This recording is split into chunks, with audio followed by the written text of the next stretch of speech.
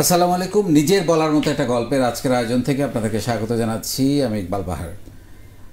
আপনারা জানেন যে আমরা নিজের বলার মতো একটা গল্প ফাউন্ডেশন একটা উদ্যোক্তা বিষয়ক এবং দক্ষতা বিষয়ক একটা প্ল্যাটফর্ম এবং সামাজিক কাজ করি, আমরা মানবিক কাজ করি এখান থেকে অনেক।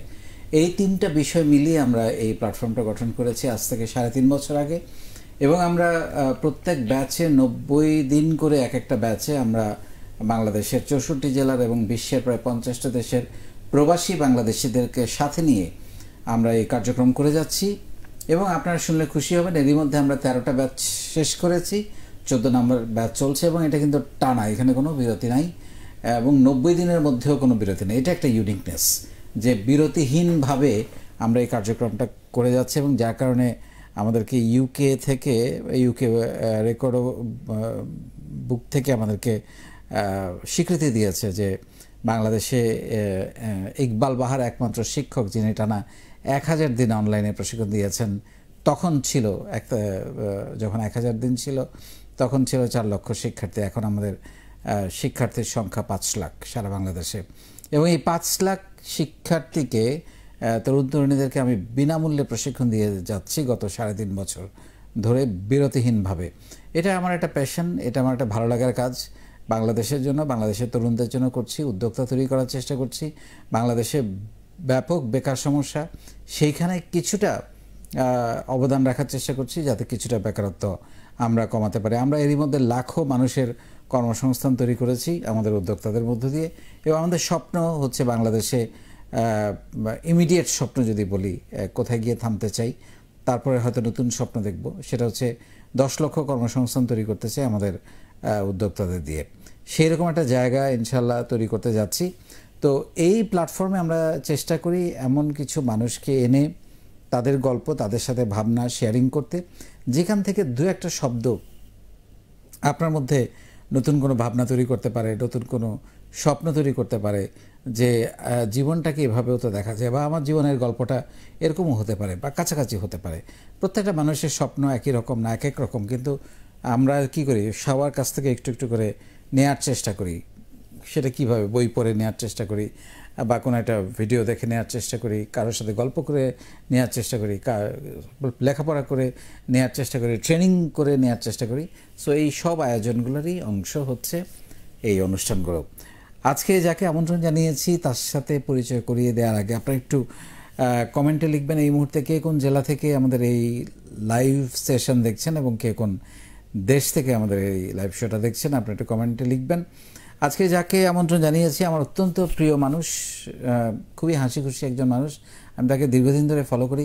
ইনফ্যাক্ট অনেক বছর আগে, অনেক বছর না, একদম শুরুর দিকে আমাদের এই নিজের বলার মতো গল্পের ফার্স্ট ইয়ারে আই থিঙ্ক সে একবার এসেছিল আমাদের সঙ্গে গল্প করতে, কিন্তু এর মাঝখানে অনেক দিন তার সাথে কথা হয়নি। এর মধ্যে অনেক গল্প জমা হয়ে গেছে, সেই গল্পগুলো শুনবো।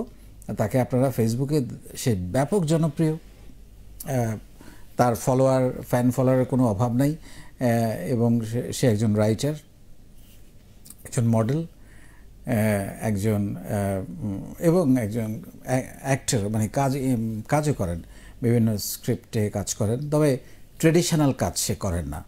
মানে আমরা যেটাকে বলি নাটক, সিনেমা, সেরকম কোনো কাজ করেন না। উনি বিভিন্ন জনসচেতনামূলক বা বিভিন্ন রকমের ইস্যু নিয়ে, ইস্যুভিত্তিক বিভিন্ন প্রোগ্রাম অ্যাক্টিং করে থাকেন।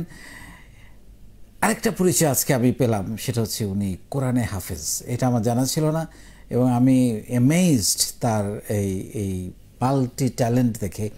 সেই গল্প আমরা শুনবো। তাশফিক আল Sami, welcome. Thank you so much, Bhayan. And before anything, I just want to say I'm so happy to be here because I remember the last time when I came here was back in 2018. আপনি নিজে যেটা বলেছেন অনেক বছর আগে, and তখন কিন্তু আপনার এরকম অফিস ডেকোরেশন কিছুই ছিল না, জাস্ট আপনার অফিসের যে ডেস্কটা সেটা সামনে আমাদের জন্য বসা, একটা আইফোনে রেকর্ড করা হচ্ছিল, ওখান থেকে ফেসবুক লাইভে। And look at the transformation, মানে যে আপনার যে camera equipments, lighting, decoration, super professional. And এটা বলতেই হবে যে আমি আপনার সাথে আসার আগে অবভিয়াসলি এটা একটা রেসপন্সিবিলিটি, শোর হোস্ট সম্পর্কে, শো সম্পর্কে জানা। অবভিয়াসলি আপনার লেখা, আপনার কথা ফলো করা হয়, বাট তারপরে যখন পড়তে গেলাম, then congratulations on achieving 100,000 subscribers on YouTube. Facebook পেজে দেখলাম 5 লক্ষ ছাড়িয়ে গেছে, অলসো কনগ্রাচুলেশনস। আর আপনি নিজে যেটা বললেন ফেব্রুয়ারি 2021 দেখতে পেলাম যে আপনাদের world book of records for organizing consecutive 1000 days online training on entrepreneurship at free cost, এবং দেখলাম যে পৃথিবীর 50টা দেশে অবস্থিত বাংলাদেশের কাছে পৌঁছে যাচ্ছে 4 লক্ষের বেশি মানুষের কাছে। এখন আপনি বলেন 5 লক্ষ ছাড়িয়ে গেছেন। আমরা দেখি সমাজে অনেকেই আছেন আপনার মতো যারা ভালো কাজ করতে চাচ্ছেন, তাদের জেনুইন ইন্টেনশন আছে, but lack of planning, lack of organizing, lack of strategizing, sometimes তাদের যে স্বপ্নটা থাকে পূরণ করা হয়ে ওঠে না, একটা পর্যায়ে গিয়ে থেমে যেতে বাধ্য হন। বাট আপনার যে প্ল্যানিংটা and how to execute the planning, there is a lot of things you can learn from this and I'm so happy to be here. I'm also very honored তোমার এই কথাগুলোর কারণে, এবং সত্যিকার অর্থে আসলে আমাদের প্রত্যেকেরই দেশের জন্য কোনো না কোনো কাজ করে, সবাই করছে, কোনো একটা গাছ লাগানো দেশের জন্য একটা কাজ, আমি মনে করি অক্সিজেন দেবে। এবং আমরা রিসেন্টলি সারা বাংলাদেশের 64 জেলায় 64,000 গাছ লাগানোর একটা পরিকল্পনা হাতে নিয়েছি, যেটা চলছে। আজকে অনেক জেলায় গাছ লাগানো হয়েছে এবং এটা চলছে। তো আমরা এরকম অনেক মানবিক কাজও করে থাকি। শুধু যে উদ্যোক্তা হচ্ছি নিজে আমি বাড়ি গাড়ি করবো, সারা দেশের মানুষের আশেপাশের মানুষের খোঁজখবর রাখবো না, সেরকমভাবে আমি আসলে তাদেরকে শেখাই না। এবং আমি তাদেরকে সবচেয়ে বেশি যেটার উপরে জোর দিই যে তোমাকে সবার আগে একজন ভালো মানুষ হইতে হবে। এটা খুব জরুরি এখনকার সমাজে। আমরা চারিদিকে যা দেখছি সেগুলো চিন্তা করতে গেলে আসলে এটার কোনো বিকল্প নাই। এবং তুমি একজন চমৎকার ভালো মানুষ, আমি যতটুকু ফলো করি। বাট আমি এই জায়গাটাতেই আজকে শুরু করতে চাই। I am so amazed. আমি কিছুক্ষণ আগে তোমাকে দেখছিলাম কি সুন্দর করে সূরা কোরআন তেলাওয়াত করছে, মানে হাউ, মানে এটার মানে আমি যত জানি, আমি তুমি করে বলছি যেহেতু তুমি আমার অনেক ছোট। তুমি আমাদের ট্রেডিশনাল বাংলা মিডিয়ামে ল্যাবরেটরি স্কুল থেকে লেখাপড়া করা। ল্যাবরেটরিতে ছিলাম, তারপর মানে এসএসসি হচ্ছে আইডিয়াল স্কুল থেকে, আইডিয়াল স্কুল, কলেজ ছিল নটরডেম, আর ভার্সিটি হচ্ছে Dhaka varsity IBA. Dhaka varsity IBA, Notre Dame college, মানে সবই আধুনিক মানে শিক্ষা এবং সবচাইতে স্বনামধন্য শিক্ষা প্রতিষ্ঠানগুলোতে লেখাপড়া করেও একজন তরুণ এরকম সুদর্শন নায়কের মতো চেহারা তরুণ যে কোরআনে হাফেজ হতে পারে, আমি মনে করি এটা অনেকের জন্য একটা ইন্সপিরেশন। এটার পেছনের গল্পটা শুনতে চাই। এটা পেছনের গল্প যদি বলতে যাই, ধর্ম তো সবার কাছে যে যেভাবে দেখে আর কি। আমরা যদি বলি পৃথিবীর সব ধর্মে কিন্তু শান্তির কথা বলে, মানুষের কল্যাণের কথা বলে। আপনার সাথে আমার হয়তো একজন হিন্দু, মুসলমান, বৌদ্ধ, তার ঈশ্বরের ডেফিনেশনে তো ডিফারেন্ট হতে পারে। হিন্দুদের দেবদেবী আছে, আমাদের একটাই ঈশ্বর আল্লাহ, কিন্তু সবাই কিন্তু কল্যাণের কথাটাই বলে। অ্যান্ড আমরা যদি ধর্মটাকে ভালো করে মন থেকে জানতে পারি, তাহলে আমরা দেখতে পাই যে আপনার ভেতরে প্রশান্তি খুঁজে পাবেন, আপনি নিজে ভালো থাকতে পারলে পৃথিবীকে ভালো রাখতে পারবেন। বাট একটা কথা হচ্ছে অল্প বিদ্যা ভয়ঙ্করী, ঠিক সেরকমভাবে আমরা এটাও দেখতে পাই যে due to lack of proper knowledge, ধর্মটা আমাদের মনকে প্রসারিত করার বদলে সংকুচিত করে তোলে। We tend to become judgmental, we tend to have superiority complex, যে আমি ঠিক তুমিই ভুল। বাট তারপর আমাদের বুঝতে হবে যে আমি দেখেছি শিক্ষিত প্রজন্মে যারা আছে, আমার মাকে দেখেছি, আমার খালাকে দেখেছি, আমার পরিচিত অনেকেই দেখেছি, ধর্ম তাদের মনকে কখনো সংকুচিত করে নাই, তাদেরকে জাজমেন্টাল বানিয়ে দেয় নাই। তারা কখনো বলে নাই যে ও এইভাবে চলে অতএব সে খারাপ, ওর জামাটি এরকম অতএব সে খারাপ।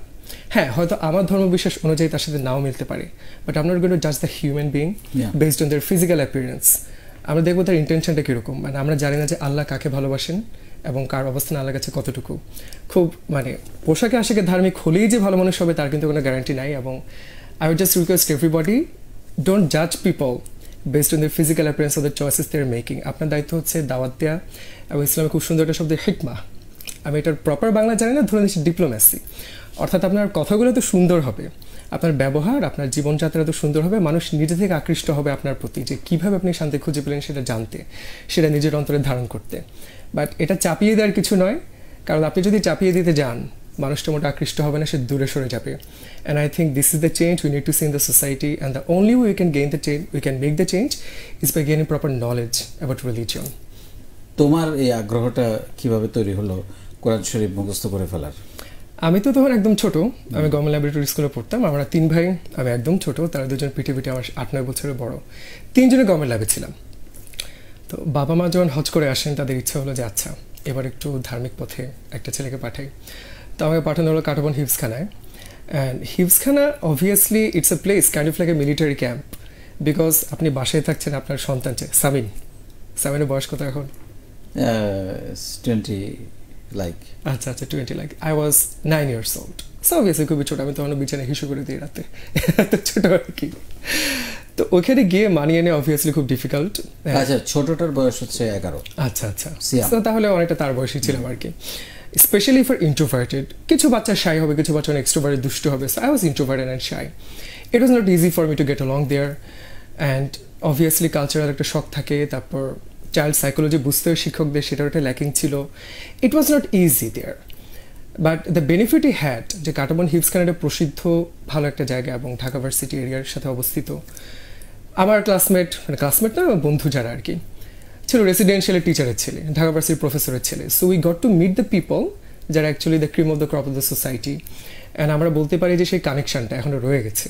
আমরা এখনও প্রতি বছর চেষ্টা করি অন্তত রমাদান মাসে কাটাবনে আমরা যারা ছিলাম একটা ছোটোখাটো রিউনিয়ন করার, এবং সেটার মাধ্যমে দেখতে পাই কেউ হয়তো ইসলামিক লাইনের সাথেই আছেন, মদিনা আল আজহারি বা এই ধরনের ভার্সিটিতে পড়াশোনা করছেন, তারা ওই লাইনে আগাচ্ছেন। আবার এমন আছে যে জেনারেল লাইন আমার মতো। সো বিভিন্ন লাইনে ছড়িয়ে আছে মানুষগুলো, কিন্তু সবার একটা দিক থেকে একটা মিল খুঁজে পাই সবাই, কিন্তু যে এই কোরআনের মাধ্যমে পরিচয় এবং কোরআনের মাধ্যমে জীবনটা এগিয়ে চলা।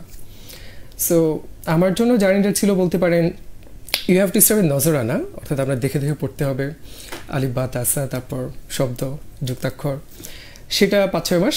অ্যান্ড ছোটোবেলায় যা হয় আর কি, আপনি তো আসলে পড়তে চাচ্ছেন, আপনি তো চাচ্ছেন বাসায় চলে যেতে। সো অসুস্থতার ছুতা, বা আপনি হয়তো এই কোথাও শুনে যে বগলে রসুন দিয়ে রাখলে নাকি জ্বর উঠে, তো হ্যাঁ দেখি করলে কী হয়, রোদের মধ্যে দাঁড়িয়ে থাকলে জ্বর উঠে, দেখি কী হয়, তেমনি করে করে ফাঁকিবাজি করার সময় চলে গেছে। বাট তারপরে 6 মাস নজরানা, তারপর বলেন যে এটা পার্সেন্ট টু পার্সেন্ট ভ্যারি করে। আমার ক্ষেত্রে 2 বছর ছিল হিপস কমপ্লিট করতে, অনেকের ক্ষেত্রে 2.5 বছর, 3 বছর, 4 বছরও লাগে, অনেকে 7 বছর ধরে পড়তে থাকে আর কি। এটা আসলে এবারে শেষ হয়ে রাখা হলো।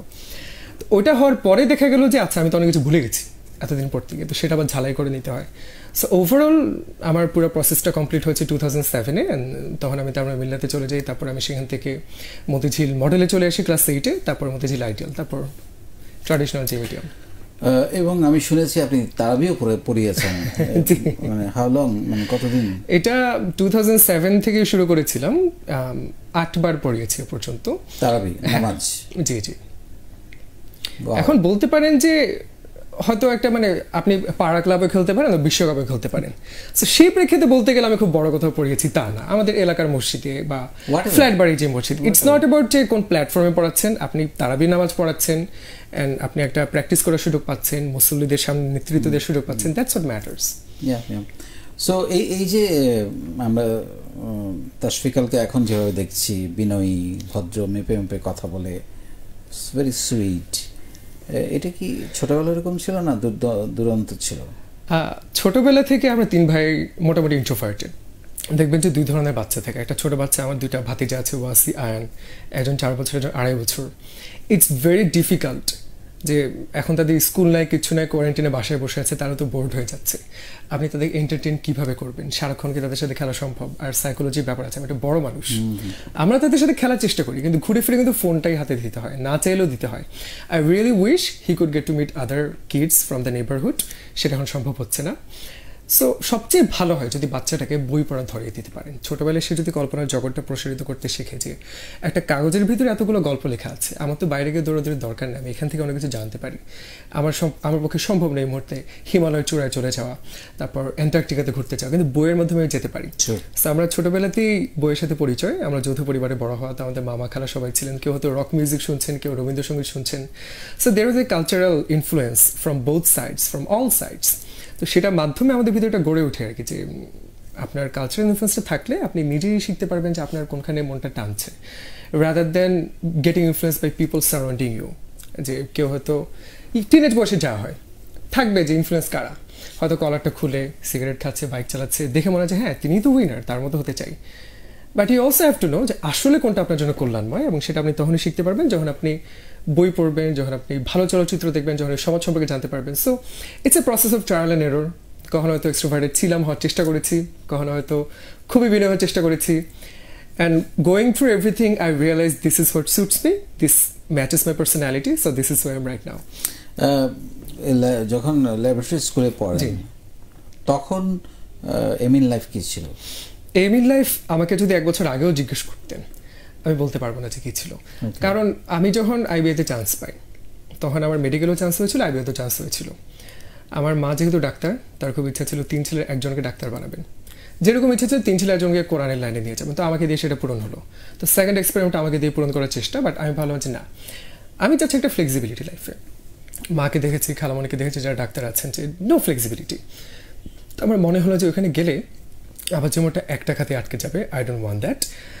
অ্যান্ড আমি তখন ভালো আইবিএতে গেলে অ্যাটলিস্ট আইল get the flexibility, I can choose what I want to do in my life. And the problem is, এটা খুব বড় একটা সমস্যা দেখি আমাদের শিক্ষা ব্যবস্থাটা এরকম যে আপনার এইচএসসি যখন দিলেন, ভর্তি পরীক্ষার সময়টি, you have to make a very crucial decision of your life. This is the moment when you choose an option for you.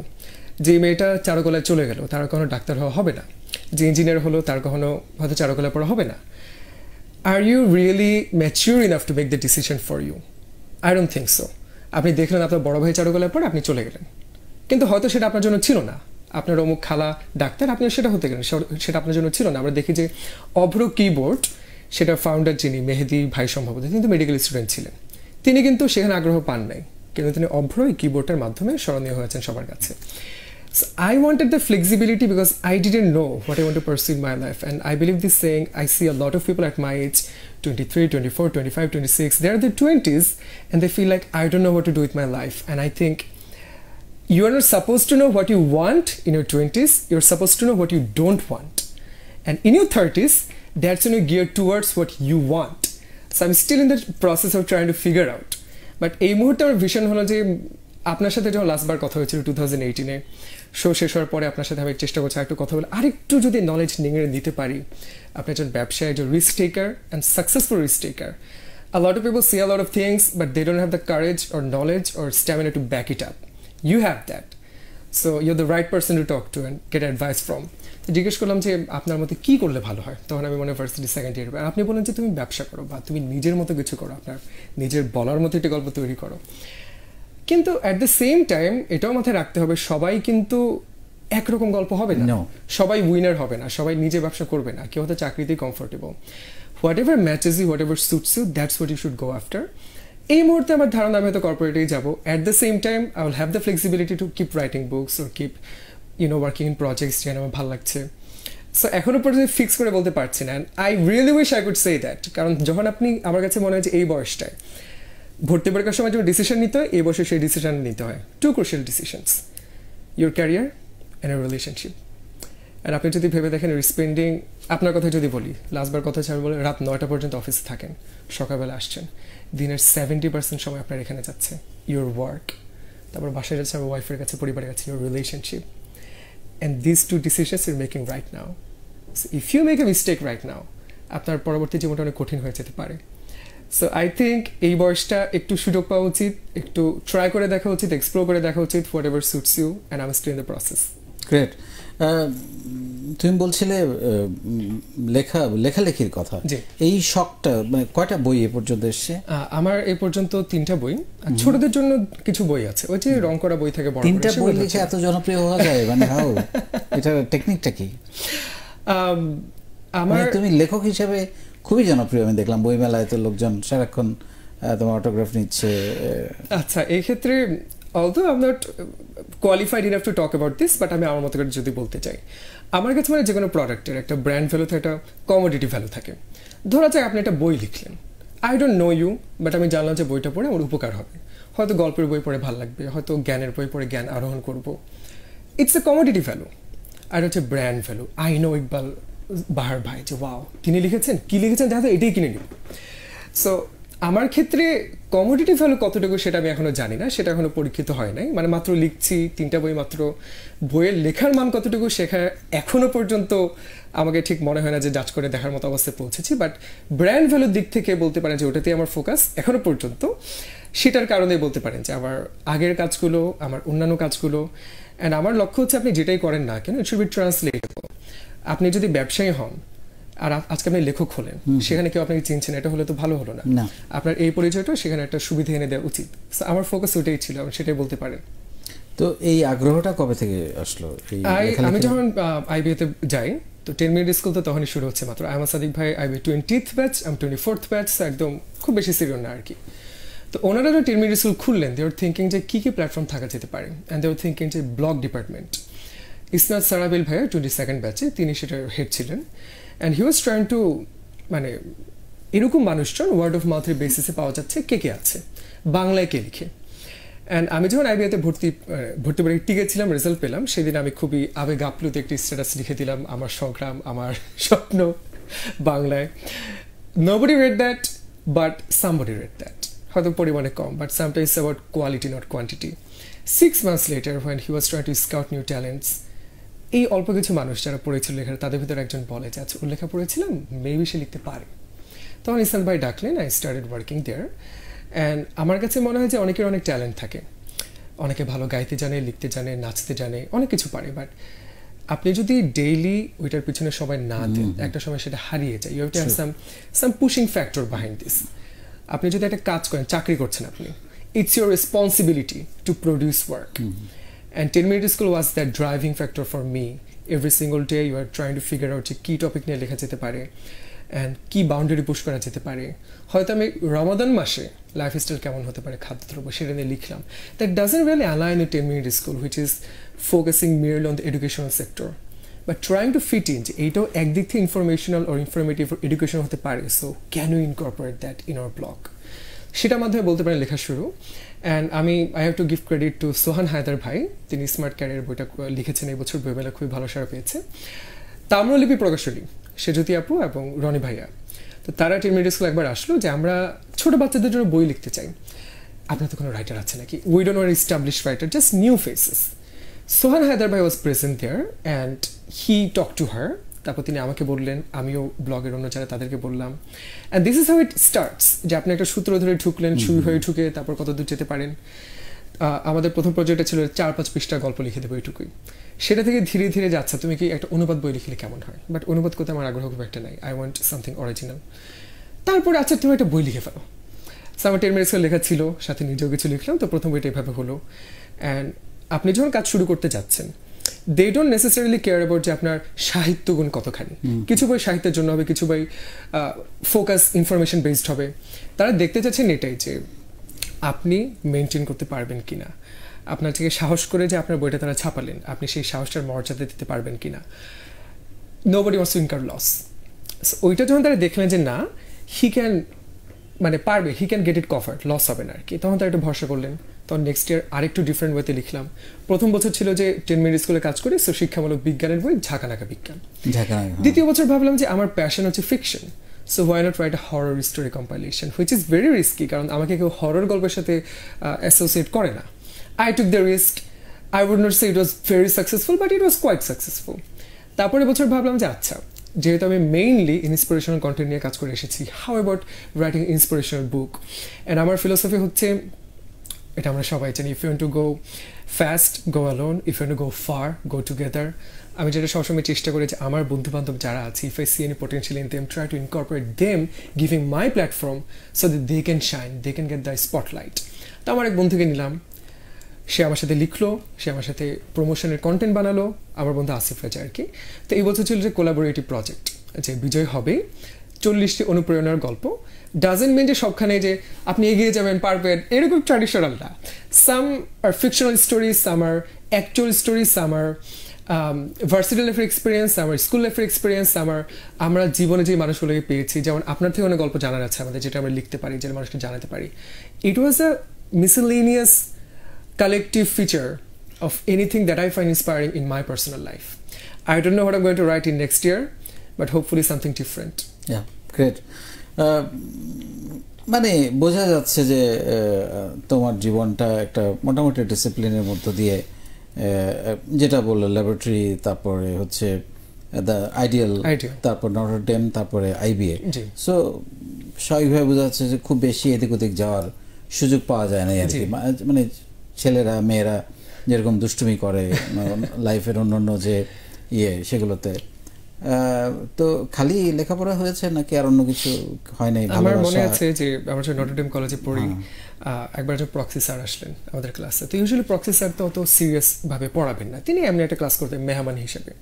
তো আমরা কথাবার্তা বলছি, গল্প করছি, বাট হি ওয়াজ ডিফারেন্ট। তিনি আমাকে ধরলেন, বললেন যে কথা বলছেন না। তো এই ক্ষেত্রে মাথা নিচু করে থাকা ছাড়া কিছু করার নেই, আমি থাকলাম। অ্যান্ড তারপর তিনি এমন কিছু কথা বললেন that actually resonated with me to this day. তিনি বললেন যে আমি বুঝি তোমাদের যে বয়সটা তোমরা চাইবা যে ওয়াও ঘুরে বেড়াচ্ছি, আমি ওই দিন একজনের সাথে কথা বলছিলাম, তার বাচ্চা মেয়েটা বেলি রোডে থাকে ওনাদের ফ্যামিলি আর কি, তো ব্লু টাউন ক্যাফে ভিক্টোরিয়াসের পাশে। তো ওইখানে তার মেয়েকে নিয়ে প্রায় যান, দেখা যায় ভিক্টোরিয়াসের মেয়ে আইডিয়ালের ছেলে, ভিক্টোরিয়াসের মেয়ে নটরডেমের ছেলে। সো ছোটো বয়স থেকে কিন্তু রোমান্টিক ব্যাপারটা কাজ করে। And Yule find many people যারা একই সাথে সবই করছে, যারা পার্টিও করছে, হ্যাংআউটও করছে, প্রেমও করছে, and they are successful in their academic life also, but it's 1%. Maybe you're not that talented, maybe you're not that financially stable, maybe আপনার প্রেশারটা আছে যে আপনার পড়াশোনা শেষ করেই আপনার ফ্যামিলির হালটা ধরতে হবে, you don't have the luxury that they have, যে কিছু সমস্যা নেই, পড়ালেখা না হলেও বাবা আমার টাকা দিয়ে বিদেশ চলে যাবো। সো আমাদের ক্ষেত্রে যেহেতু, হ্যাঁ আমার মা একজন ডাক্তার, আমার বাবা একজন রিটায়ার্ড ব্যাংকার কাম বিজনেসম্যান, সামাজিকভাবে স্বীকৃতি মানে সোশ্যাল ক্যাপিটালের দিক থেকে হয়তো আমরা ভালো অবস্থানে, বাট ফাইন্যান্সিয়াল ক্যাপিটাল ওয়াইজ বলবো না যে আমরা খুবই ধনী অবস্থায় আছি, that allows me to have the luxury to do whatever I want. At the same time I personally feel it's absolutely important যে আপনি বাইরের কাজগুলো ট্রাই করে দেখবেন, কারণ এই ট্রায়াল অ্যান্ড এরর একটা প্রেম করার দরকার আছে লাইফে। আমি বলছি না এই জন্য, আপনার এই স্টোরিটা বিশেষ করে ইম্পর্টেন্ট। আমার মনে হয় গতবার যখন এসেছিলাম তার এটা কথা হচ্ছে যে আপনি কিন্তু কম বয়সী প্রেম করেছিলেন, অনেকে গানও আছে কম বয়সী প্রেম করলে ঠকতে হয়, কিন্তু আপনি কিন্তু ঠকেন নাই। You made a decision and that turned out to be a very successful chapter of your life. At the same time এটাও সত্যি যে স্কুল লেভেলের প্রেম কয়টাই বা টিকে কলেজ পর্যন্ত, কলেজ লেভেলের প্রেম ভার্সিটি অ্যাডমিশনে টিকে নেই, ভেঙে গেল। আমার একজন বন্ধু আছে, তার ইচ্ছা ছিল মিলিটারি ছেলে প্রেম করবে, কারণ তার বড় বোনের সাথে মিলিটারি ক্যাপ্টেন বা মেজরে বিয়ে হয়েছে, সেরকম দেখে প্রেম করলো। কিন্তু মেয়েটা অ্যাডমিশন টেস্টে মেডিকেলে টিকলো না, ডাম করে দিল, কারণ সে যাচ্ছিল মিলিটারি, ছেলেও যাচ্ছিল ডাক্তার, মিলে নাই। সো এখানে ভালোবাসাটা আসলে হয়ে ওঠে নাই, অনেকটা বিনিময় প্রথার মাধ্যমে হচ্ছিল আর কি, ইটস অফ স্ট্যাটাস। তো এগুলো তো আপনার এক্সপিরিয়েন্স না করলে বুঝতে পারবেন না আর কি। আমার এক বন্ধু আছে, আমাদের আসিফ রেজাচিরি, তার কথাই বলি, তো ও ছিল যে খুবই খোলসের ভেতরে থাকা একটা ছিল, বাবা মা কিছু করতে দিবে না, না খেলাধুলাও করতে দিবে না, যে তুমি পড়াশোনা করো, বাইরে গেলে খারাপ হয়ে যাবে। সে যখন কলেজে উঠে আমরা দেখতাম যে সারাদিন পড়াশোনা করছে, ভালো রেজাল্ট, সো অবভিয়াসলি একটা কম্পিটিশন যে ও এত ভালো করে কেন। And there are two ways you can perform better than them, by actually doing better than them, or তাদের ক্ষতি করার মাধ্যমে, যে তারা ছোট হয়ে গেলে তো আপনি বড় হয়ে গেলেন অটোমেটিক্যালি। আমার এক বন্ধু প্ল্যান করলো যে ওকে ফেসবুক আইডি খুলে দাও, ফেসবুকের নীল দুনিয়া, সেখানে খুলে দেওয়ার 3 মাসের মধ্যে নটরডেমে একটা র্যাঙ্কিং থাকে যে 1 থেকে 1000 পর্যন্ত যত স্টুডেন্ট সবার কম্বাইন্ড র্যাঙ্কিং, সে টপ 100 থেকে 1000-এর পরে চলে গেল। আমরা 900-তে ছিলাম, 900-তেই থাকলাম, আমরা নরণচরণ নাই, বাট তাকে আমরা নামিয়ে দিয়ে আমরা উঠে গেলাম আর কি। তবে তাতে আমাদেরই ক্ষতি হলো, নিজের পায়ে কুড়াল মারলাম, কারণ আমরা তার খাতা দেখে লিখতাম, সো সে খারাপ করা মানে আমরাই খারাপ। এখন এটা কারণটা কি ছিল? আপনি যদি ছোটবেলায় এক্সপিরিয়েন্সগুলো হতো, বলছেন না ক্লাস 6-এর সাথে প্রেম করবেন, বাট প্রেম করবেন, ছাত্র জীবনে করা দরকার আছে, তাহলে হবে কি, আপনি যদি ধাক্কা খান, ভুল করেন, আপনার এক্সপিরিয়েন্স হয়ে গেছে, ইটস নট লাইক যে ফেসবুক দেখে আপনি এত হাওয়া হয়ে যাবেন, আপনি ব্যালেন্স করতে পারবেন যে ওকে ফেসবুক ভালো লাগছে না। বাট আমি যেটা সবসময় বলি, প্রেমকে ইন্সপিরেশন হিসেবে দেখা উচিত। ইয়েস, যে আমি প্রেম করবো নেই, দিনের পর দিন ডেটিং করব, সারা রাত ফোনে কথা বলবো, এটা তো প্রেম না। এগুলো হচ্ছে এক ধরনের নেশা, এক ধরনের বাজে অভ্যেস। বরং ঠিক আছে, তাকে ভালো লেগেছে, টুকটাক মাঝে মধ্যে কথাবার্তা হতে পারে, বাট আমার গোলটাকে আলটিমেটলি তাকে বিয়ে করা। তো তার মানে আমাকে সেই প্রস্তুতি নিতে হবে, তার দিক থেকেও আমার দিক থেকেও। That should be the ideal way. But anyway, আমি এখনকার এগুলো নিয়ে বলতে চাই না, এত ইজি এবং সস্তা হয়ে গেছে। তো আসলে ভেরি ইন্টারেস্টিং। মানে তবু আমি জানতে চাই যে পিছনে ফিরে তাকালে এরকম কোনো ঘটনা মনে পড়ে তোমার জীবনে ঘটেছে, যেটা মনে হলে এতটাই খারাপ লাগে যে মনের অজান্তে চোখটা ভিজে যায়? আমার কাছে মনে হয় কোনো মানে তিক্ত অভিজ্ঞতাই তিক্ত না, as long as that is not affecting me in present time. আপনি হয়তো অপমানিত হয়েছেন, তাচ্ছিল্যের শিকার হয়েছেন, but that doesn't matter anymore. 90% কেসেসে কিন্তু ম্যাটার করে না 5 বছর পরে ভাবতে গেলে। আপনার বন্ধু যারা এখন আছে তাদের অনেকেই 5 বছর পরে থাকবে না, বিশেষ করে আমাদের বয়সটা আর কি, যে আমরা মাত্র ভার্সিটি লাইফ পড়ছি বা এরকম। তো বন্ধুরাই যদি থাকে না, শত্রুরাই বা কেন থাকবে? তারা তো আরো দূরে হারিয়ে যাবে। So that doesn't matter to me যে কি ভুল করেছি কি করিনি, বাট যে ব্যাপারগুলো এখন আমাকে ভোগায়, হয়তো I made a wrong decision, I invested my time on wrong people, and that really hurts me. And also sometimes আমার একটা অভিজ্ঞতার কথা যদি বলি, যে ক্যারিয়ার আনসার্টেনের কথা বলছিলাম আমি, I think that's a very important point that you need to discuss today. আপনাকে যেহেতু পেয়েছি, আমি actually I have a list of questions for you, এটা করার সুযোগ হবে কিনা। এই যে ক্যারিয়ার আনসার্টেনটি, আমার ফ্যামিলির কথা যদি বলি, I am not boasting, I am just saying যে I am very proud to have a family, যেখানে আমার মারা 6 ভাই বোন, 3 ভাই 3 বোন, একদম balanced. I don't know how they maintained it. Professor আছেন, ইঞ্জিনিয়ার আছেন, ডাক্তার আছেন, অনেক ফিল্ডে অ্যাকমপ্লিশ মানুষজন, I really wish I could learn from them more. আপনি হয়তো আমার মামা হিসেবে আমার সাথে আপনার স্নেহের সম্পর্ক, বাট আপনি একজন ক্যারিয়ারিস্ট, আপনি একজন ডক্টর, আপনি একজন ইঞ্জিনিয়ার, আপনি আমার বয়সটা পার করে এসেছেন। I never connected with them on that level, and maybe I needed to do that, and now I look back and feel যে তারা কেন আমাকে এফোর্টটা দেয় না, তারা কেন কখনো বলে না যে Tashfiq, what are you doing, what are you planning, let's have a chat. But পরে আমার মনে হয় যে it's not their responsibility, if they would do that, that would be fantastic, it's my responsibility. আমার নিজে থেকে গিয়ে তাদের সাথে কথা বলে সেটা আদায় করে নেওয়া উচিত ছিল, হয়তো আমি করি নাই। অ্যান্ড হয়তো সেই প্ল্যানিংগুলো জানলে হয়তো আমার লাইফটা একটু ডিফারেন্ট ডিরেকশন, আরও বেটার ডিরেকশনে থাকতে পারতো। কারণ একটা ব্যাপার ভেবে দেখেন যে আমাদের লাইফের প্রায়োরিটিগুলো কিন্তু সময়ের সাথে চেঞ্জ হতে থাকে। আপনি যখন ক্লাস 10-এ পড়ছেন, একটা মেয়ে সে হয়তো প্রেম করতে চাচ্ছে, ওয়াও এই ছেলেটা খুবই ড্যাশিং দেখতে, গিটার বাজাচ্ছে, বাইক চালাচ্ছে, he is handsome, he is romantic, that's why she is attracted towards him. But when you getting married, you don't actually care যে সে গিটার বাজাতে পারে নাকি পারে না। মেবি ক্লাসে যখন নার্ড ছেলেটা খুবই আতেল, মাথায় সিঁথি তেল দিয়ে চলতে পারে, he has a good career, তার পোটেনশিয়াল অনেক বেশি, একজন রেসপন্সিবল কেয়ারিং হাজব্যান্ড হবে, সে তার ফ্যামিলি টেক কেয়ার করবে, সে লয়াল হবে। সো আপনার ওইটা কিন্তু চেঞ্জ হয়ে যাচ্ছে আপনার প্রেফারেন্সটা। সো সময়ের সাথে প্রেফারেন্সের ব্যাপারটা আছে। যে আমার বাবা এই কথাটা বলতেন, অ্যান্ড আই ডোন্ট ব্লেম হিম, এটা শুনতে একটু খারাপ লাগে, যে বলতেন যে তুমি হয়তো তুমি সোশ্যাল মিডিয়াতে কাজ করছো বা এই করছো, at the same time you have to realize maybe this is not going to last. আপনি যখন ভার্সিটি লাইফে আছেন, ছাত্রত্ব ছাড়া তেমন কিছু রেসপন্সিবিলিটি আপনার মাথার উপরে নাই। ও ওয়াও, এটা পাশাপাশি সে বইও লিখে, fantastic. But when it's about career, কী করে শুধু বই লিখে, দ্যাটস নট ভেরি লুক্রেটিভ।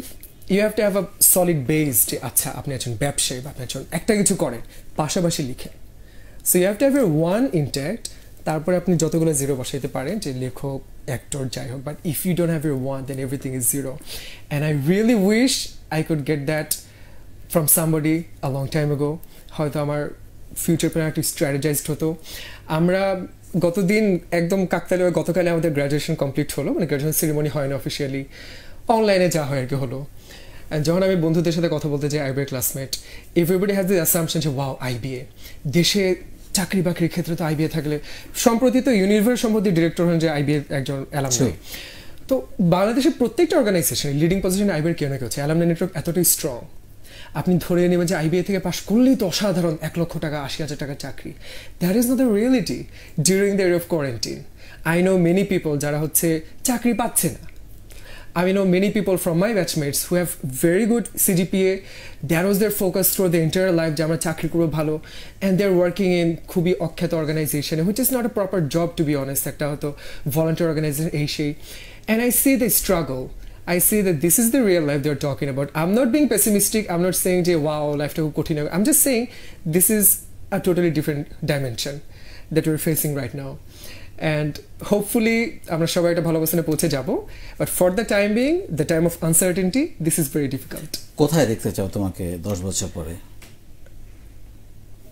আমাকে যদি জিজ্ঞেস করা হতো 1 বছর আগে, আমি বলতাম যে I want to have a career in the creative industry.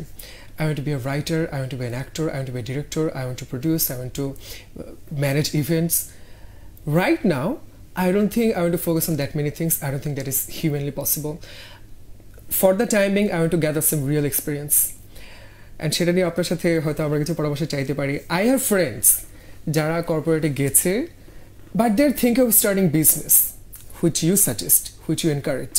Business করে ভালো হবে, and maybe they're doing great. I have friends যারা হয়তো বাংলা লিঙ্ক বেশি জায়গা হয়ে যাচ্ছিল চাকরি, তার সাথে জয়েন না করে ব্যবসা খুলেছে, and they're doing great. But is it sustainable? Is it scalable? তো সেইটা কিন্তু রিস্কটা থেকেই যায়, যে ইকোনমি চেঞ্জ হয়, কম্পিটিশন চেঞ্জ হয়, মার্কেট এনভায়রনমেন্ট চেঞ্জ হয়, আপনার কানেকশন থাকা লাগে, আপনার নেটওয়ার্কিং থাকা লাগে, আপনার প্রপার বিজনেস স্ট্র্যাটেজি থাকা লাগে। If you don't have that, হয়তো আপনার ভাগ্য ভালো ছিল, কিছুদিন কয়েক বছর চালিয়ে গেলেন, তারপর আপনি স্টাক হয়ে গেলেন। আমার আজকে আসলে তোমারকে পোর্ট্রেট করার যে আইডিয়াটা ছিল, আমি আসলে আলটিমেটলি কি পোর্ট্রেট করতে চাচ্ছি।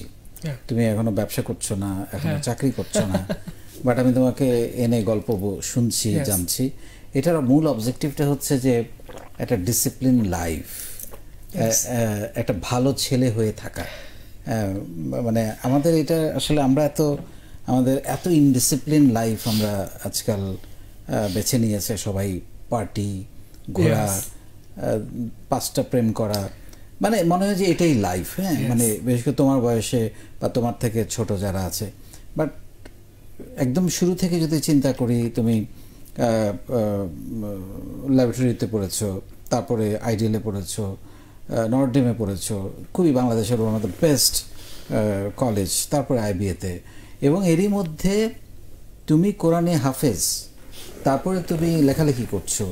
তো এই যে একটা টোটাল মানে একটা নিজের প্রতি কেয়ার, আসলে তুমি নিজেকে অনেক ভালোবাসো।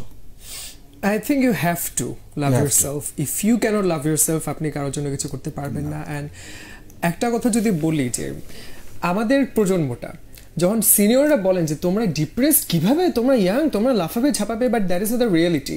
আপনাদের সময় হয়তো আপনার চিন্তার পরিধিটা আপনার নেইবারহুডের ভিতরে সীমাবদ্ধ।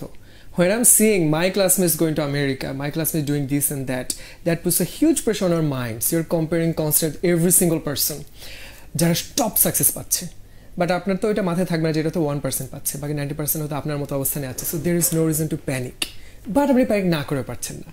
সো আপনি যদি এগুলো ভিতর দিয়ে যাচ্ছেন কনস্ট্যান্টলি, আপনি বুঝতে পারবেন যে আপনি যদি নিজেকে ভালোবাসতে না পারেন তাহলে আপনি ভেঙে পড়বেন, আপনি তখন শেষ হয়ে যাবেন। It's very easy to find an escape, যে ওকে ফাইন, আমার ভালো লাগছে না, যে পার্টি করে আসি, চিল করে আসি।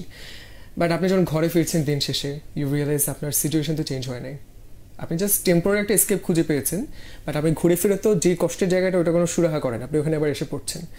সো ডিসিপ্লিন ইকুয়ালস ফ্রিডম, এটা এই ব্যাপারে কোনো সন্দেহ নেই। এবং তোমার ইনভেস্টমেন্ট পার্টটা কিন্তু শেষ, আমি যেটা বিলিভ করি।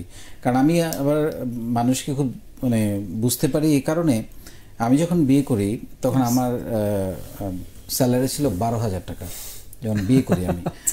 তো কিন্তু আমি এখনো মাঝে মধ্যে অবাক হই যে আমার শ্বশুর হয়তো আমার ফ্যামিলি ব্যাকগ্রাউন্ড দেখে তিনি রাজি হয়েছিলেন, বা উনি আমার মধ্যে কোনো একটা কারিশমা দেখেছিলেন যে এই ছেলে বহুদূর যাবে। তোমাকে আমি একই কথা বলতে পারি, তোমার ইনভেস্টমেন্ট পার্ট শেষ, তোমার ডিসিপ্লিন, তোমার লেখাপড়া, তোমার মোটামুটি একটা নেটওয়ার্ক, সব কিছু মিলে এখন জাস্ট পরিশ্রমটা করে ঠিক মতো এগিয়ে গেলে আমি শিওর তোমার সাথে যোগাযোগ হবেই সবসময়, 3 মাস 6 মাস পর পর, বাট 10 বছর পর বা 15 বছর পর তুমি দারুণ একটা জায়গায় যাবা, যেটা নিয়ে হয়তো আরো কয়েকটা গল্প তৈরি করা যাবে ইনশাল্লাহ। সেই ব্যাপারে আমি নিশ্চিত, আমাদের শোয়ের যদিও নর্মসের মধ্যে নাই, but you can ask me যদি তোমার কোনো কোয়েশ্চেন থাকে। আমি যখন আপনার শোতে আসি, this is your show, but when I come here every single time, মাত্র 3 নিয়ে 2 বার হলো, আই পার্সোনালি ফিল যে এটা আমার অধিকার না, কিন্তু এটা আমি জোর করে হলো আদায় করে নেওয়ার চেষ্টা করবো, because I care about my audience more. যে আমার অডিয়েন্স তো এরকম টিনেজাররাই, and a lot of them are in my position, যে ক্যারিয়ারে কী করবে বুঝতে পারছে না, কোন ডিসিশন নেওয়া হচ্ছে বুঝতে পারছে না, কোনটাকে প্রায়োরিটাইজ করে বুঝতে পারছে না। অ্যান্ড আমার যে রিগ্রেটটা লাইফের, যে এরকম অবস্থানে পৌঁছে গেছেন, তার সাথে যদি কথা বলতে পারতাম, তার ফিলোসফিটা জানতে পারতাম। আইবিএতে থাকতে একবার আমাদের একজন ফ্যাকাল্টি ছিলেন, হি ওয়াজ অ্যাস্কিং যে আমার টিচিং প্যাটার্নে আপনারা কি কোনো চেঞ্জ চান বা কিছু অ্যাড করতে, কিছু মডিফাই করতে? আমি বললাম যে sir, you are teaching all the graphs and formulas which are amazing, but people learn differently sometimes. তো আমার মতো আমি খুব ভালো ছাত্র না গ্রাফটা ম্যাথমেটিক্যাল ওয়েতে, সো আমি সেগুলো বুঝি পরিশ্রম করে, but what really ads the value for me, যখন আপনি পড়া মাঝখানে আপনার লাইফ এক্সপিরিয়েন্স শেয়ার করেন, অ্যান্ড সেটা আমার মনে খুব স্ট্রংলি রেজোনেট করে। This are the things I gonna carry with me, not the graphs and charts. So এই যে লাইফ এক্সপিরিয়েন্স জানতে পারা, যে আপনি হয়তো একটা কথাই বললেন যে সামান্য একটা কিছু, একটা line, and that stuck with me. তো আমি যদি প্রশ্নগুলো একটু বলতে চাই, আমার বন্ধুরা অনেকে বিজনেস করতে চাচ্ছে, অনেকে চাকরি করতে চাচ্ছে। When did you decide, or how did you decide that you don't want to be a service holder and you want to go to this path of uncertainty, a lot of risks, your own business? এইটা আমি আসলে যেমন ধরো তোমার বয়সী যারা, তারা তো গ্রাজুয়েশন শেষ করে ফেলেছে। এখন আমি আসলে এখন যাদেরকে বলছি একেবারে গ্রাজুয়েশন ফার্স্ট ইয়ার থেকে কিছু কাজ করা দরকার। এখন আসলে তোমরা এখন যে জায়গায় আছো, এই কথাগুলো আমি এখন যেটা বলতেছি এটার সঙ্গে যাবে না, কারণ তোমাদের এখন টেস্ট করার সুযোগ নাই। ইউ আর ইন দ্য মানে অ্যাকশন পিরিয়ড। টেস্ট করার সুযোগ যদি থাকতো, আমি বলতাম যে একেবারে ফার্স্ট ইয়ার থেকে এক্সপেরিমেন্টগুলো করা উচিত। তখন নিজেকে বাইর করে ফেলা যায় যে আমি কি একজন উদ্যোক্তা হব নাকি আমি চাকরিজীবী হব। কিভাবে ফার্স্ট ইয়ার থেকে যদি এই যে কিছু স্কিল শিখে পার্ট টাইম কিছু কাজ করে, যেমন তুমি 10 মিনিট স্কুলে কাজ করেছো, এবং পার্ট টাইম কিছু কাজ করে পার্ট টাইম কিছু ব্যবসা করা যেতে পারে।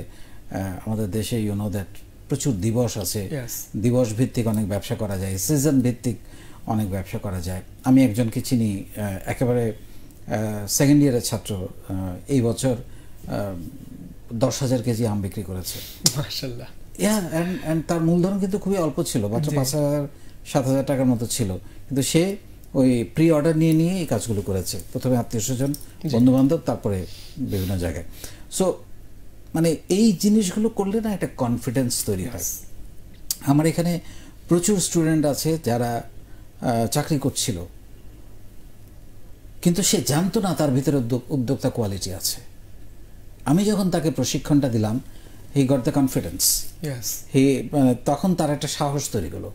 যার বাড়িতে এখন দেখা যাচ্ছে যে সে শুধু উদ্যোক্তাই হয় নাই, সে আরও 5-7 জনের কর্মসংস্থান তৈরি করেছে।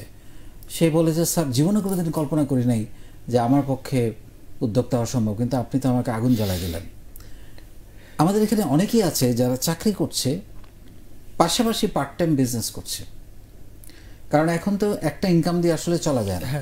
আর চাকরি ছেড়ে উদ্যোক্তা হওয়ার মতো সিদ্ধান্ত নেয় আমি নিয়েছি। যেমন আমি 6 ডিজিট স্যালারি পেতাম, সেইখান থেকে আমি চাকরি ছেড়ে আমি আমার ব্যবসায় আমি জয়েন করেছি। এটা তো মানে অসম্ভব রকমের একটা ডিসিশন, হিউজ রিস্ক, কিন্তু কারণ ওইটা একটা স্টেবল লাইফ। আমার হয়তো একসময় আরও বাড়তো, কিন্তু আমার কাছে মনে হয়েছে না, আমি এখানে আনন্দটা পাচ্ছি না। আমি যেটা করতে চাই, আমরা প্রত্যেকটা মানুষ, আমার ভেতরে কত শক্তি আছে, আমার ভেতরে কত সম্ভাবনা আছে, এটা কখনো যাচাই করে দেখি না। আমরা মনে করি যে আমি যেটা করতেছি সেটাই। যেমন অনেকে খুব গর্ব নিয়ে বলে আমি মাল্টিন্যাশনাল কোম্পানিতে কাজ করেছি, যে আমি মাল্টিন্যাশনাল কোম্পানিতে কাজ করি। কিন্তু বেশিরভাগ মাল্টিন্যাশনাল কোম্পানিতে যেটা হয়, তোমার ক্রিয়েটিভিটিকে স্টাবলিশ করার সুযোগ খুব কম। ওখানে একটা ফরম্যাট থাকে, ওই ফরম্যাট অনুযায়ী তোমায় কাজ করতে হয়, এবং খুবই কম মানুষ সুযোগ পায় নিজের আইডিয়াটাকে সেখানে স্টাবলিশ করে নতুন একটা চেঞ্জ জানার। চাকরিতে এরকম, যেমন আমি বেসিক্যালি চার্টার্ড অ্যাকাউন্টেন্সি পড়েছি, এখন আমাকে তো অ্যাকাউন্টিং করতে হবে, অ্যাকাউন্টিংই কাজ করতে হবে, অ্যাকাউন্টসে কাজ করতে হবে। আমি MBA করেছি ফাইন্যান্সে, আমাকে অ্যাকাউন্টসেই কাজ করতে হবে, কিন্তু আমি দেখলাম এটা আমার ভালো লাগে না। মানে I love creative job like sales, like branding, like marketing, like even customer care, even তোমার HR আমার অনেক পছন্দ। আমি জানি মানুষকে কীভাবে জায়গায় তুলতে হয়, কীভাবে প্রোডাক্টিভিটি বাড়াইতে হয়, এগুলো আমি ভালো জানি। তা আমার কাছে মনে হলো আমি এত কাজ তো আমি চাকরি করে করতে পারবো না। আমি যে 10% ডেলিভার করছি, আমার এত কিছু জানা, মানে এত আগ্রহ, আমি জানি না, আমি কাজ করতে করতে শিখেছি, তা আমার মনে হয়েছে আমি এগুলো পারি, আমি মানুষকে বোঝাতে পারি। তো তার মানে আমি আমার টোটাল যে পটেনশিয়ালিটি, সেটা 10% আমি জবে দিতে পারছি। এবং এটা কিন্তু আমি যারা জব করে তাদেরকে রেসপেক্ট করে কথাটা বলছি, সে তার জায়গায় ভালো করবে, কোনো সন্দেহ নাই। কিন্তু এটা একটা সত্য কথা, যিনি জব করেন, যত ভালো বড় স্যালারি পান না কেন, তিনি কিন্তু তার ভেতরে যা আছে, উনি হয়তো এখন বলছেন আমি 8 ডিজিট স্যালারি পাই, কথার কথা, এই জায়গায় আসছি, তো উনি ডেলিভার করে বলেই তো ওনার তাকে ওই স্যালারিটা দেয়, তাই না? তার মানে কি উনি আরও অনেক বেশি ডেলিভার করতে পারেন। যে 8 ডিজিট স্যালারি পায়, সে চাইলে বাংলাদেশে 500 লোকের কর্মসংস্থান তৈরি করতে পারে। সেটা অনেক বেশি কিন্তু ফোকাস তৈরি করে রেদার দেন একজন মানুষ 8 ডিজিট স্যালারি পাওয়ার থেকে। এইভাবে আসলে নিজেকে একটু ভাবতে হবে যে আমার ভেতরে সম্ভাবনা কি। তুমি যেমন বলছিলা যে ডাক্তার হবে, যে চারুকলা পড়বে, সে ডাক্তারি করতে কেন যাবে? আমার একই কথা। তুমি যদি মনে করো যে তুমি ভালো রান্না করতে পারো বা খাওয়াইতে পছন্দ করো, তুমি বাংলাদেশে 10টা চেইন শপ করে ফেলো, এবং এটা করে কোটি কোটি টাকা কামাচ্ছে এরকম লোকজন আছে, এবং 400-500 লোকের কর্মসংস্থান তৈরি করেছে। সো ভেতর থেকে এটা আনতে হবে যে আমি কোনটাকে ভালোবাসি, কোন কাজটা করলে আমি টায়ার্ড হই না। যেমন আমি যখন অফিসে আসি, আমি এখনও গত 18 বছর ধরে প্রতিদিন গড়ে 15-16 ঘন্টা কাজ করি, and I never gate tired, only because I love the work. আমি যে কাজটা করছি এটা আমি ভালোবাসি, আমি জানি না কখন সময় যায় এর মধ্য দিয়ে। সো এই জিনিসগুলো যখন একটা ফিল তৈরি হবে মানুষের মধ্যে, তখন সে কিন্তু চুজ করতে পারবে যে কোন প্রেমিকাটা বা প্রেমিকটা আমার দরকার। সেটা ভালোবাসার প্রেমিক বলছি না, ভালোবাসার কাজ বলছি। তো এইটা আসলে বলা মুশকিল যে আমার কি জবে যাওয়া উচিত না আমার বিজনেস করা উচিত, সেটা তাকে নিজের ভেতরে নিজের সাথে কথা বলে, নিজের আচরণ দিয়ে, নিজের অ্যাক্ট দিয়ে, এই যে ছোট ছোট কিছু কাজ করে তুমি চাকরি করো, ফাইন করো, আমার এখন রিস্ক নেওয়ার সময় নেই, চাকরি করতে হবে, করো, পাশাপাশি কিছু অন্য কাজ করো, পাশাপাশি কিছু বিজনেস ট্রাই করো। এমন হতে পারে ওইটাই তোমার আলটিমেটলি মেইন স্ট্রিম কাজ হয়ে যাবে, চাকরি বাদ হয়ে যাবে। সো ট্রাই করতে হবে, এবং এইটা ট্রাই করার বেস্ট টাইম আমাদের বয়সে এসে ট্রাই করা যাবে না এই সময়টাতে, কারণ এখনো তো তোমার বাসা ভাড়া দিতে হয় না, খাবার বিল দিতে হয় না, রেশন দিতে, বাজার করতে হয় না, এখনো কিছু সুবিধা তো পাওয়া যাচ্ছে, তাই না? বেশিরভাগ ছেলেমেয়েরই এই সুবিধাটা নাই, অনেকেই টিউশনি করে তার জীবন ধারণ করছে বা অন্যান্য ছোটোখাটো কাজ করছে। তারপরে আমি বলবো যে চাকরি করলে করেন আপনি, কিন্তু চাকরির বাইরে আমাদের জীবনটা তো 9টা 5টা না, এই 9টা 5টা মেন্টালিটি থেকে বেরোতে আসতে হবে। এবং আমি আবার অনেককে দেখছি চাকরি করব মানে এসির মধ্যে বসে থাকবো, ঘরের মধ্যে, আমি বাইরেটারে যেতে পারবো না, গরম, আমার মোটামুটি 25,000 টাকা বেতনের একটা চাকরি হলে আই এম হ্যাপি, এই মেন্টালিটি থেকে বেরোতে হবে। রাস্তায় না গেলে, ফিল্ডে না গেলে কোনোদিন শেখা যায় না কাজ, কীভাবে জিনিসটা তৈরি হয়, ঘটনাটা কীভাবে ঘটে।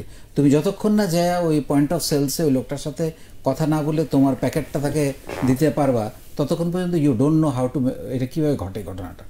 সো প্রসেসটার মধ্যে ঢুকতে হবে, অফিসে বসে প্রসেসের মধ্যে ঢোকা যায় না। তো আমার গরম লাগে, আমার এসিতে থাকতে হবে, প্রথমে এটা ভুলে যেতে হবে, আর 9টা 5টা কাজ করতে হবে, অন্তত বছরের 5-7টা বছর এই টেন্ডেন্সি থেকে আমাদের বেরিয়ে আসতে হবে। আমরা 5-7 এরপরে, এখন আমি যদিও 14-15 ঘন্টা কাজ করি, তার মানে আমার যদি কালকে ধরো আমার বেড়াতে ইচ্ছে করে, আমি কিন্তু চলে যাচ্ছি, তো আমার তো ছুটি নিতে হচ্ছে না, আমি তো স্বাধীন, আমার কোনো ইমার্জেন্সি আমি মিট করতেছি না তা না, ফ্যামিলিকে টাইম দিচ্ছি না তা না, যখন আছে আমি সারাক্ষণ কাজ করতেছি, বা বাইরে গেলেও এখন তো ইন্টারনেটের যুগ, কাজ করাই যায়। তো সেই জন্য আমি বলছি যে 5-7টা বছর জীবনে এই সময়টার 9টা 5টা ভুলে যেতে হবে। আমি 9টা 5টা একটা চাকরি করব, 5টা থেকে রাত্রে 10টা 11টা পর্যন্ত আমি আরেকটা কিছু করার ট্রাই করব। এমন হইতে পারে ওইটাই আমার মেইন স্ট্রিম হয়ে যাবে একদিন।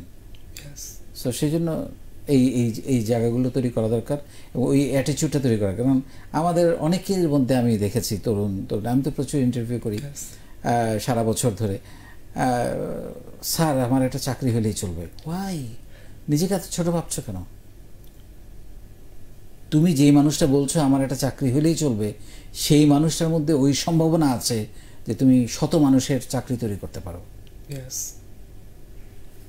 এরকমভাবে চিন্তা করলে আমার মনে হয় অনেক কিছু, আর পরিশ্রম করতে হবে, এটা কোনো বিকল্প, নো শর্টকাট, এখানে পরিশ্রমের কোনো বিকল্প না। এখন আমি বলছি না যে পরিশ্রম তো রিক্সাওয়ালাও করে, সে তার মতো করে করে, তুমি তোমার নলেজ অনুযায়ী পরিশ্রম করবা, স্মার্ট ওয়ার্ক করবা। আচ্ছা, আপনার যেমন প্রোফাইলে যদি আমরা ঢুকি, আপনার প্রোফাইলে দেখতে পাচ্ছি আপনি ওই কর্পোরেটেও assistant general manager of multinational company, সেখান থেকে আবার নিউজ প্রেজেন্টার, সেটা আবার কয়েকটা চ্যানেলে দেখতে পাচ্ছি। তারপর হচ্ছে আপনি আবার নিজের ব্যবসা, যে অপটিম্যাক্স, আবার ছোটো বাচ্চাদের খেলনা নিয়ে আপনার ব্যবসা আছে। সো আমার অডিয়েন্স যারা হয়তো আপনাকে চিনে না এখনও পর্যন্ত, আজকে সবাই পর চিনে যাবে, আপনি একটু ছোট্ট করে যদি বলতেন আপনার এই ক্যারিয়ারের রোড ম্যাপটা।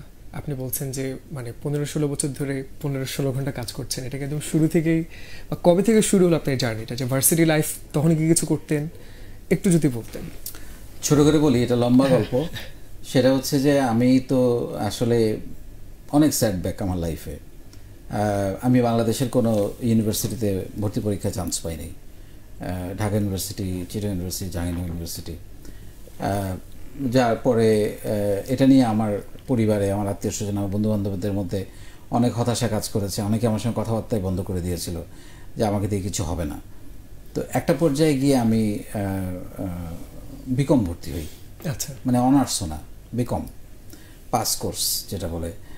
তো আমি আসলে লেখাপড়া করেছি ম্যাট্রিক ইন্টারমিডিয়েট সায়েন্সে, স্বপ্ন ছিল ইঞ্জিনিয়ারিং পড়বো, বাবার স্বপ্ন। তো সব স্বপ্ন তো শেষ, এবং আমাকে দিয়ে কিছু হবে না, এটাও শেষ। এবং আমিও কেন যেন বিশ্বাস করতে লাগলাম যে আমাকে দিয়ে বোধহয় কিছু হবে না। হ্যাঁ, যাই হোক, আমি বিকম ভর্তি হলাম। বিকম ভর্তি হওয়ার পরে আমি বিকম পাশ করে ফেললাম। তারপরে আমি গিয়ে চার্টার্ড অ্যাকাউন্টেন্সি ভর্তি হই। তো তো চার্টার্ড অ্যাকাউন্টেন্সি ভর্তি হওয়ার পর দেখি যারা আমাকে নিয়ে বলেছিল আমাকে দিয়ে কিছু হবে না, তারা একটু ঘুরে তাকানো শুরু করেছে যে আরে সে তো সিএ পড়ছে। আমি তখন অলরেডি পার্ট টাইম জব করি, সিএ পড়ি, তারপরে কাজ করছি এবং আমাকে একদিনও বেকার থাকতে হয়নি। আমি চাকরিও পেয়ে যাই এর মধ্যে, ভালো একটা প্রাইভেট কোম্পানিতে, আইটি কোম্পানিতে চাকরি করি। তারপর চাকরি একটার পর একটা চেঞ্জ করতে থাকি 2-3 বছর করে। তো ফাইনালি আমার স্বপ্ন ছিল আমি একটা মাল্টিন্যাশনাল কোম্পানিতে কাজ করব। তবে আমার শুরু থেকেই চাকরিতে জয়েন করার পর থেকে আমার ভেতরে যেটা সবসময় আমাকে করে খাচ্ছিল, সেটা হচ্ছে যে আমি একজন উদ্যোক্তা হব। সেটা কীভাবে হব আমি জানি না, আমার কাছে কিন্তু কোনো টাকা পয়সাও নেই যে পরিমাণ টাকা পয়সা লাগে একজন বিজনেসম্যান হতে। কিন্তু আমার মধ্যে ওই যেটা বললাম, আমার ওই শুধু অ্যাকাউন্টসের কাজ ভালো লাগে না, আমার সব অন্যান্য কাজ, সেলসের কাজ ভালো লাগে, মার্কেটিংয়ের কাজ ভালো লাগে। তো এইসব নানান করতে করতে আমি এর মধ্যে কিছু ট্রাইও করি এবং ফেল মারি যথারীতি। আমি প্রথম 2টা প্রজেক্টে আমার ফেল মারে, বাট অ্যামাউন্টটা ছোট ছিল যার কারণে আমার অত বেশি ঝামেলা হয়নি। প্রায় প্রথমটাতে 25,000 টাকা লস দিই, পরের প্রজেক্টেও এরকম প্রায় 70-80 হাজার টাকার মতো আমি লস করি। তারপরে আমি হাল ছাড়ি না, আমি তখন জব করতেছি এবং আমার আবার একটা স্বপ্ন ছিল জব করতে করতে আমাকে একটা মাল্টিন্যাশনাল কোম্পানির স্বাদ নিতেই হবে। তো তখন আমি দ্রুত সুইচ করে একটা মাল্টিন্যাশনাল কোম্পানিতে জয়েন করি ম্যানেজার হিসাবে। খুব দ্রুত সেখানে আমার জেনারেল ম্যানেজার হয়ে যাই আমি, বিকজ অফ মাই পারফরমেন্স। কিন্তু এরই মধ্যে আমি কিন্তু আমার ওই প্রজেক্টটা শুরু করে দিয়েছি। আমি মাল্টিন্যাশনাল কোম্পানিতেও কাজ করি, আমার ওই যে এখন যে business Optimax internet company, nationwide broadband internet company, এইটাও আমার কাজ শুরু হয়ে যায়। তো আমি সারাদিন অফিস করি 8:30 থেকে 5টা থেকে আমি রাত্রে 10টা-11টা পর্যন্ত আমি আমার বিজনেসে সময় দিই আইটি কোম্পানিতে। এইভাবে চলছে। আর শুক্র শনিবার ছুটি, শুক্র শনিবার মোটামুটি প্রতি 12-14 ঘন্টা করে সকাল থেকে আমি টাইম দিতাম, ফুল টাইম। শুক্র শনি কোথাও যেতাম না। আমি 4-5 বছর আসলে কোনো জন্মদিন, পার্টি, বিয়ে, এটা সেটা, দাওয়াতে ঘুরতে যাওয়া সব বন্ধ, কারণ আমার তখন মাথার মধ্যে ঢুকেছে যে আমাকে একজন বড় ব্যবসায়ী হতে হবে। তো ওই কোম্পানিটা যখন শুরু করার পরে প্রায় 2 বছরের কাছাকাছি যাওয়ার পরে কোম্পানিটা গ্রো করছিল না, মানে আমাদের যে এক্সপেন্ডিচার মিট করতে পারছিলাম না আমরা, প্রায় বন্ধ হয়ে যাওয়ার উপক্রম। তো এরকম একটা স্টেজে আমি তখন আমার বাবা মারা যায়। মানে that was the biggest part of my life. সেটা হচ্ছে যে আমার ব্যবসা প্রায় বন্ধ হওয়ার উপক্রম, বাবা মারা গেছে, বাবার প্রপার্টি কোথায় কী আছে কিছু জানি না। তারপরে আমার চাকরি তো ভালো চাকরি করছি, সেখানে ভালো বেতন পাই, অফিস থেকে একটা গাড়ি আছে, সব কিছু মিলে ভালোই চলছিল। তো বাবা মারা যাওয়ার পর আমার ফ্যামিলি থেকে আমাকে বলা হলো যে তোমার এসব ব্যবসা কিছু করার দরকার নেই, ব্যবসা বন্ধ হয়ে যাচ্ছে, ছেড়ে দাও, তুমি চাকরি করো, আমরা ভালো আছি, ভালো বেতন, 6 ডিজিট স্যালারি, লেটাস, মানে আমরা এটাতে থাকি একদম। আমার ফ্যামিলি, আমার মা, শ্বশুর, শাশুড়ি, আমার বউ, সবাই। তখন আমি বললাম যে আমি ঘুমোতে পারছিলাম না, মানে আমার এত বড় স্বপ্ন নষ্ট হয়ে যাবে, এটা কি হয়? Then I resigned from my job and I join to my company full time. এমনও হয়েছে আমি দিনের পর দিন, রাতের পর রাত অফিসে ঘুমিয়েছি, এমন হয়েছে। তারপরে এই পরিশ্রম করে, নিজে মার্কেটিং করে, নিজে দৌড়াদৌড়ি করে, সব কিছু নিজে করে, 5জন এমপ্লয়ির কাজ একা করে আমি প্রায় পরবর্তী 2 বছরের মধ্যে কোম্পানিটা ঘুরে দাঁড়ায়, যেটার বয়স এখন প্রায় 17 বছর বয়স। এরপরে আমি আরও অনেকগুলো উদ্যোগ নেই, যেটা তুমি বললে যে আলাদিন কিডস, বাচ্চাদের নিয়ে, তারপরে সেরা বাংলা 64, তারপরে এরকম আরও কয়েকটা ভেঞ্চার আমার আছে। তো এখন যেটা হচ্ছে যে এই কথাগুলো বললাম, এটা যে ইটস নট দ্যাট ইজি যে আমি এটা কোনো কিছু করলাম আর এটা সফল হয়ে গেল। এটার পিছনে ব্যাপক লেগে থাকা, ব্যাপক পরিশ্রম এবং সিদ্ধান্ত গ্রহণটা খুব ইম্পর্টেন্ট। আর বাবা মার দোয়া লাগে, এটা আমরা যেন ভুল না করি যে আমি পরিশ্রম করে ফাটাই ফেলবো আর সব কিছু আসতে থাকবে, সাথে একটু বাবা মার দোয়া লাগে, কয়েক ফোঁটা। সেইটার জন্য কিন্তু চেষ্টা করতে হবে। বাবা মার মনে কষ্ট দিয়ে, দুঃখ দিয়ে সফল হওয়া যায় না। আমি ওই কথাটা বলতে চাচ্ছিলাম আর কি, যে আমাদের প্রজন্মের সবাই এটা মানতেই হবে, আমরা সবাই শর্টকাট সাকসেস চাই। We see the glamour, we see the money, we see the cars, সুন্দর ডেকোরেশন, লাইটিং, বাট এইটার পেছনে যে তিক্ত কষ্টকর জার্নিটা আর কি, সেটা শুনতে আমরা চাই না, কারণ এটা শুনতে আমাদের ভালো লাগে না, এটা কষ্টের, আমরা কষ্টটা শুনতেও চাই না, করতেও চাই না। So that was really needed.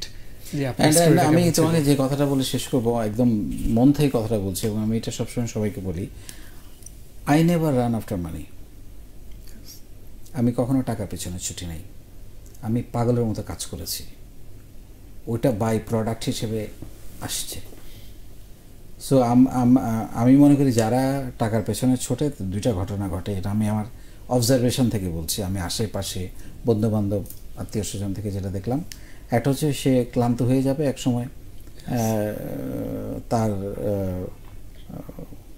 কি বলে এটাকে, লাইফটাকে সে এনজয় করতে পারবে না এক সময়, মানে এটার পেছনে ছুটতে ছুটতে। আরেকটা হলো সে ডিরেল হয়ে যাবে, নষ্ট হয়ে যাবে, তার নিজের বলে একটা সত্তা, একটা ব্যক্তিত্ব, সেটা কিছু থাকবে না। সে নানান আজে বাজে কাজ করে বেড়াবে, মানুষকে ঠকাবে, মানুষকে ইয়ে করবে, নানানভাবে ইয়ে করবে। তা আমার কাছে মনে হয় যে আমরা যদি কাজ করি, প্রপারলি কাজটা করতে পারি, পরিশ্রমটা করতে পারি, ওগুলো অটোমেটিক আসবে। ওটার জন্য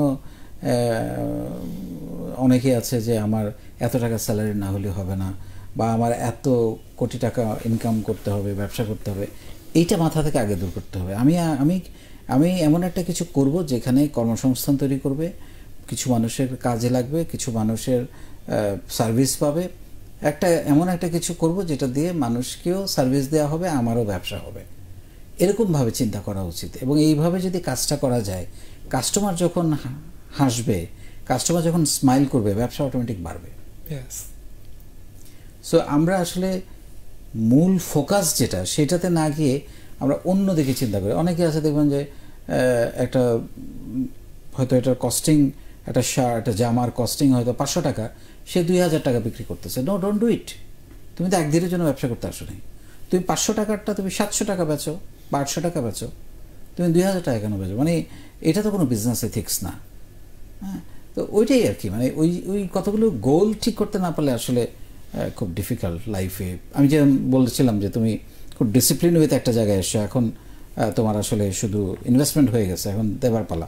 ওটাই আমি বলছি যে লাইফে এই জিনিসগুলো যদি ঠিক না করা যায়, যে আমি কোন পথে চলবো, আমি শর্টকাট খুঁজবো কিনা, শর্টকাট খুঁজলে লাইফ শেষ। লাইফে বড় হওয়ার জন্য, ভালো হওয়ার জন্য, সুখী হওয়ার জন্য শর্টকাটের কোনো জায়গা নেই। It's a long marathon race.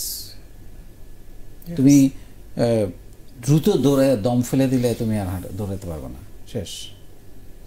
And আপনার কথায় আমার প্রশ্নই ছিল দুইটা পয়েন্ট। একটা হচ্ছে আমরা কিন্তু অনেক এন্টাইটলড, আমাদের প্রজন্মটা আর কি, যে আপনারা একদম কাদা মাটি মেখে বড় হওয়া, আর আপনি সন্তান যখন এসি রুমে বড় হচ্ছে, সে কিন্তু রাস্তায় গিয়ে সেলসের কাজটা করতে চাইবে না।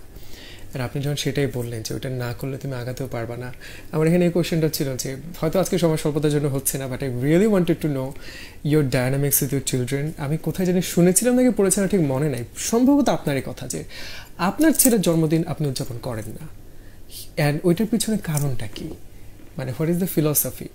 না, আমি যেমন আমি আমার জন্মদিন পালন করি আমার আর্নিংস দিয়ে, আমার খুশি দিয়ে, এবং আমি ডিফারেন্ট ওয়েতে পালন করি। এটা এক এক সময় এক একভাবে করি। আমি চাই তোমরা সেই যোগ্যতাটা, মানুষের ভালোবাসাটা আগে অর্জন করো। একজন ভালো মানুষ, তোমার আমি জন্মদিন পালন করে দিলাম, নো ইউজ, এটার মধ্যে কোনো আনন্দ নাই। মানে হয়তো অনেকে করছে, হ্যাঁ, বাট তুমি আর্ন করো, মানুষের লাভ আর্ন করো, মানুষকে ভালোবাসো, ভালো মানুষ হও, এটা ক্যারিয়ার তৈরি করো, তারপর নিজের জন্মদিন নিজে করো। সেই জন্মদিনে তুমি কোনো একজন মানুষকে হেল্প করো, রাস্তায় একটা মানুষকে হেল্প করো, বা কাউকে কোনো একটা কিছু করে দাও, এটা একটা জন্মদিন পালন। So should do it. আমরা তো আমাদের একার জন্য বড় হই না। আমি বড় হইলাম, আমি একা, আমার বাড়ি হলো, গাড়ি হলো, আমি কারো কোনো খোঁজখবর রাখলাম না, এটা কিন্তু সফলতা বলে না। সফলতা মানে হচ্ছে আমি নিজে বড় হব, পাশাপাশি আমার আশেপাশে মানুষগুলোকেও আমি জন্য কিছু করবো, যাতে করে তারাও গ্রো করতে পারে। That should be the idea.